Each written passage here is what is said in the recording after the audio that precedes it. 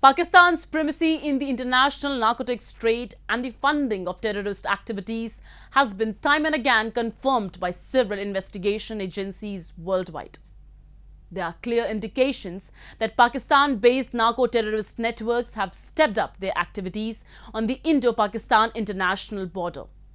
The recent seizure of huge quantities of heroin from Pakistani drugs peddlers have shown how narco-terror has become a major concern for the law-enforcing agencies in India. We have a report.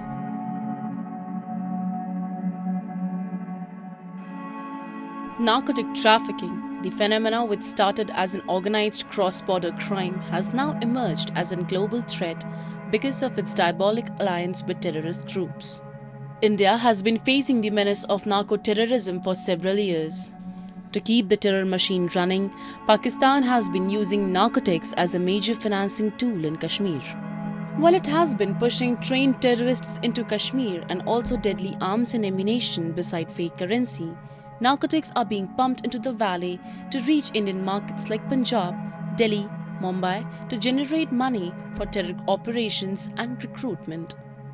Pakistan-based narco-terrorist networks have stepped up their activities on the Indo-Pakistan international border and are making incessant attempts to push drugs into India. Narcotics are generally trafficked to India through border states of Gujarat, Rajasthan, Punjab and Jammu and Kashmir. Recently, the Indian Coast Guard and Gujarat Anti-Terror Squad apprehended a Pakistan fishing boat with 9 crew members on board and recovered an unspecified quantity of narcotics from them. Afghanistan is the prime source of opium supply to the world drug markets, and Pakistan is the transport hub with drug networks operating from the country using its drug routes to reach international markets. The drug trafficking is going to be more problematic over the coming years with the re-rise of Taliban and will pose an acute threat over the regional security in South Asia. Pakistan's formal economy is in a poor state.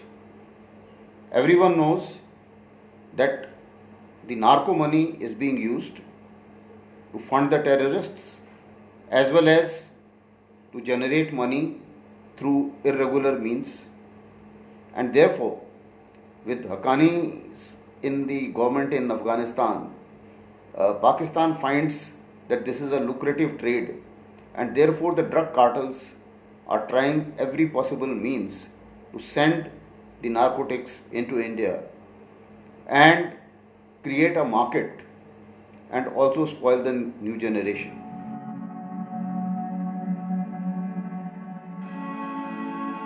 Use of narcotics for terror funding by Pakistan's ISI is being seen as a trick to avoid being traced back.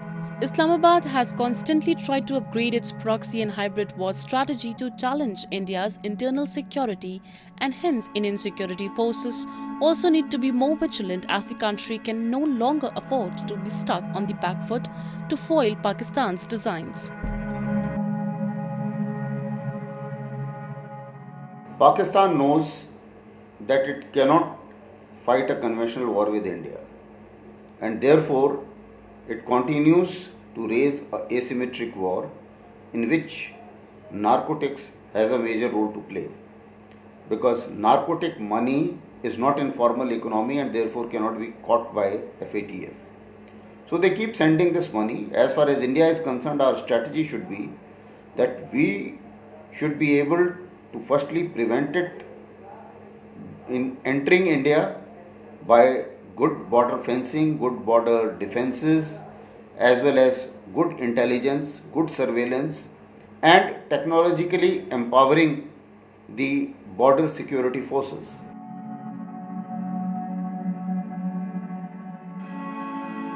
The nexus between drug traffickers, criminal networks and terrorists are a potent threat.